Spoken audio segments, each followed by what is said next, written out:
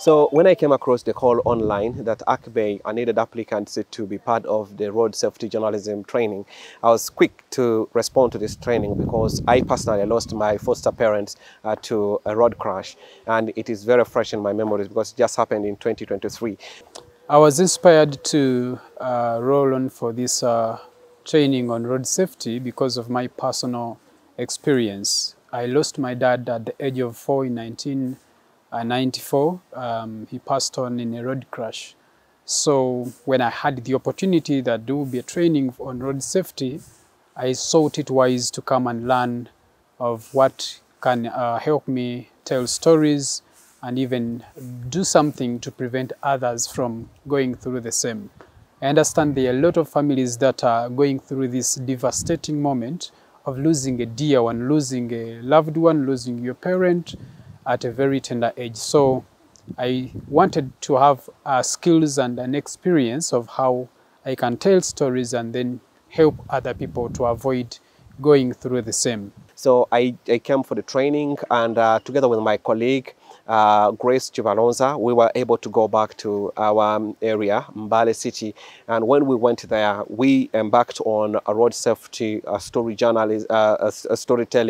But we also thought that it would be very important for us to share the same knowledge that we tapped from ACME during the two-legged training together with other journalists. So we conducted a mentorship training. We were able to call for one, and our target was the upcoming journalists, the media students from different universities within Mbale City and also neighboring areas. And we also targeted lecturers and a few senior journalists. And so we were able to conduct this mentorship training, and we also formed a WhatsApp group so that we could keep tabs on the progress of these journalists that we mentored. So we were able to share our own stories with them that we are telling on various news organizations that we report for. This training has helped me advance my skills.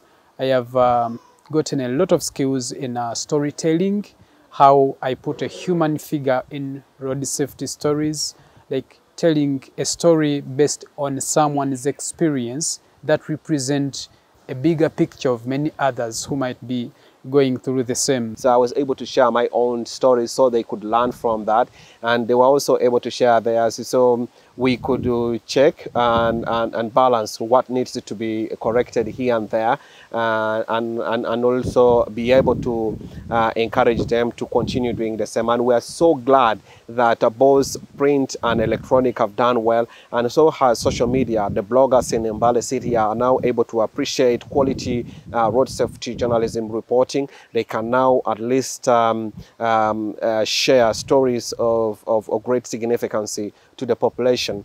And for us, we are even very lucky that the French embassy picked interest in what we are doing, and together with the CFI from France, they called us for a conversation that we held at the French embassy here in Kampala, and through that conversation they pledged to support us to carry on with these trainings so that we can impact the lives of so many other journalists, empower them to tell these stories in the best way possible so as to save lives. And we're so grateful to ACME. We're so grateful to all the partners that supported this training.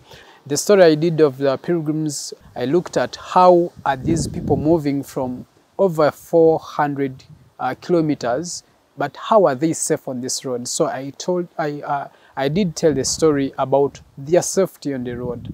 And then the other story in the Daily Monitor, it was about my personal experience, 30 years of unhealed wounds, how I have been affected socially, psychologically because of losing a parent, whereby I don't know any father's love. I felt that this training would help me advance my skills, will help me do do better in telling stories and then reporting about road safety and appreciating that road safety is something that we all need to embrace and then talk about on our day-to-day work. It has deepened my understanding on road safety issues, and I believe now I'm in a better position to tell better stories to do with road safety.